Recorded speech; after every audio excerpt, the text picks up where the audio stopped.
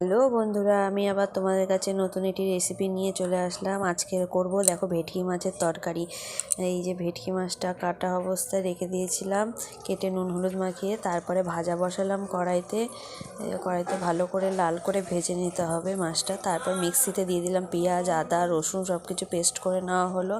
নিয়ে কড়াইতে তেজপাতা আর জিরে সম্বাদ দিয়ে দিলাম, দিয়ে দিলাম। এই যে আলুটা ভালো করে ভেজে নিলাম, ভালো করে আলুটা লাল লাল করে ভেজে নিতে হবে। তারপরে যে মাছগুলো ভাজা হয়ে গেছে, মাছগুলো ভেজে আলুগুলো ভেজে তুলে নিয়েছি।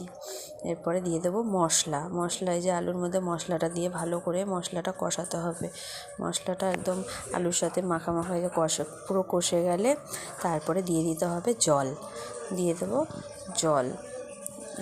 জল দিয়ে ভালো করে ভাজা মাছটা এবার মাছের ঝোলের মধ্যে দিয়ে দিতে হবে। দিয়ে একটু নাড়াচাড়া করে নামানোর আগে একটুখানি গরম মশলা দিয়ে নামাতে হবে।